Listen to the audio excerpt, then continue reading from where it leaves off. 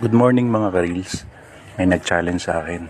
Kung meron pa bang mabibili na almusal sa halagang 15 pesos, tara. Medyo namblema yata ako. Napasubo yata ako. Sa 15 pesos may mabibili pa ba? Siyempre unahin natin sa pagbili yung coffee stick, Nescafe coffee stick. At nagulat ako yung dating 3 pesos, 4 pesos na. Nako. Next natin bibilin ay itlog. Ayan, nakikita nyo naman kung ano yung mga presyo ng itlog.